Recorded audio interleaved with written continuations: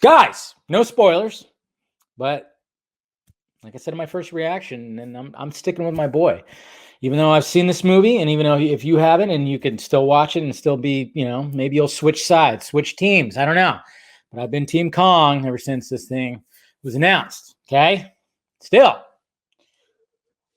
I won't say it. I won't say it like, Team Hairy Nipples.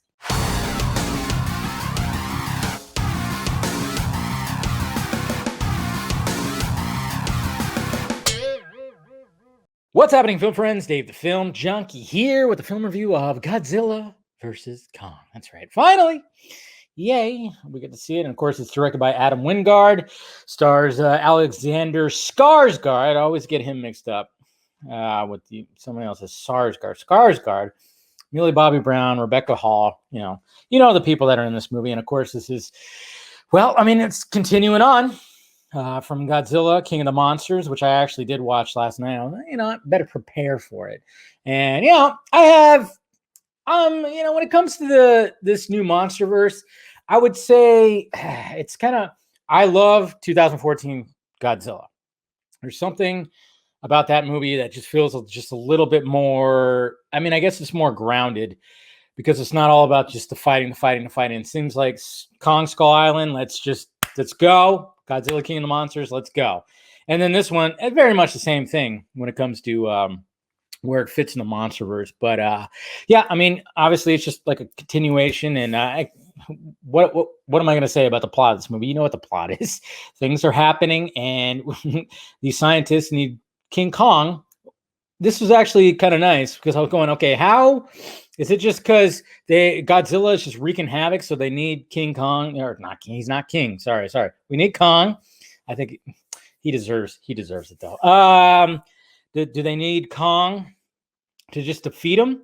But no, there's actually what I was pleasantly surprised about when it came to this movie was there's actually a reason why they need him. That's different from just, hey, Godzilla's doing some weird shit. I don't get it. We don't get what's going on with him, but hey, we need Kong to lead us somewhere. And I think you guys already know what I'm talking about, where he needs to lead them. But yeah, of course we got Godzilla that's just kind of lost his shit. And so of course these two are going to be fighting. And what is my overall review of this? Enjoyed it.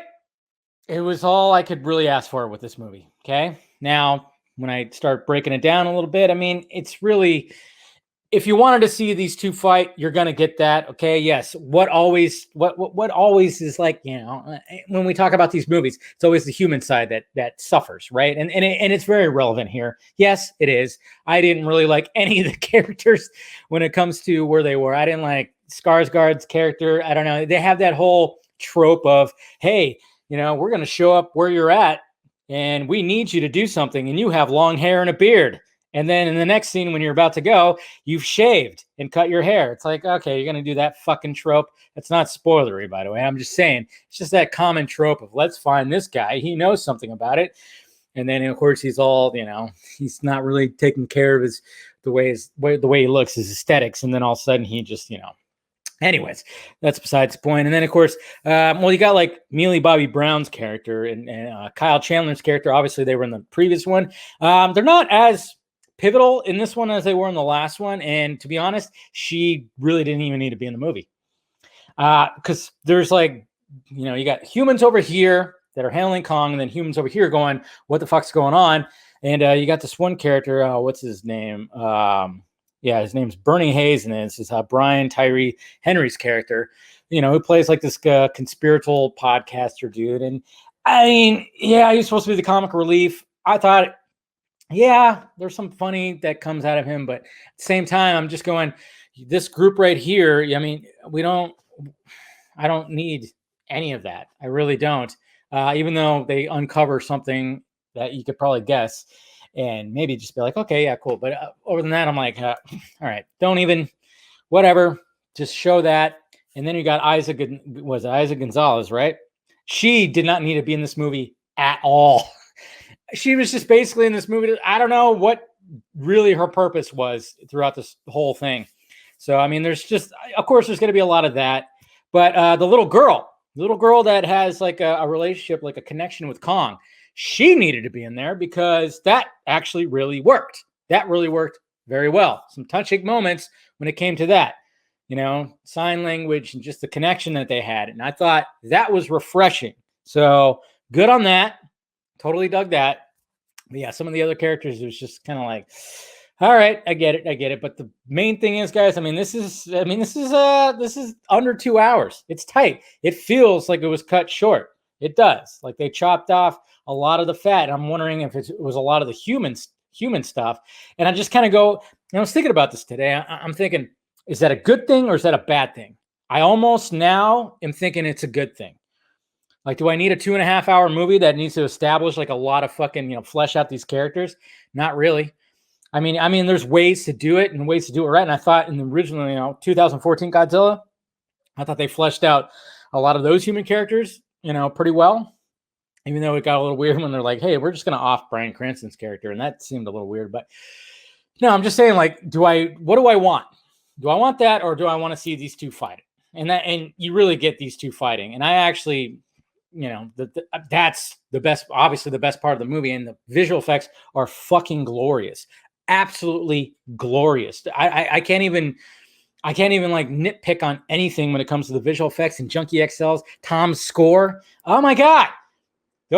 They're beautiful scenes, beautifully shot, beautifully crafted. Everything works big time. And like I said, man, Team Kong all the way. Okay. Team Kong. There's some interesting stuff. And like I said, if you want to talk about a character they flesh out, I would say Kong. They kind of give some depth. And it's like I said, with the connection with the little girl, there's some times you're like, oh, yeah. So I'm just saying.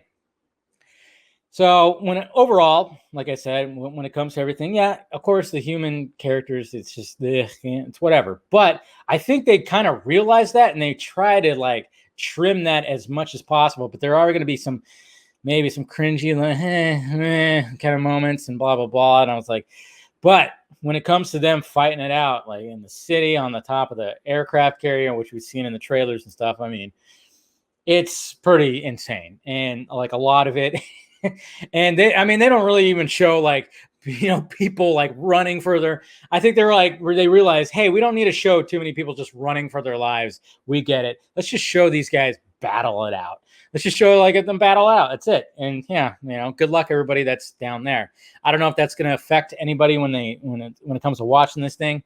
Who knows? But yeah. But like I said, the plot, why they actually need Kong, I thought great. It's not just to defeat Godzilla and Godzilla, because he's losing his shit. It's actually, there's a reason. There's more of a reason. So I thought that was pretty good, at least. So like I said, if you want to watch it, have a good time, go watch it on the biggest screen possible.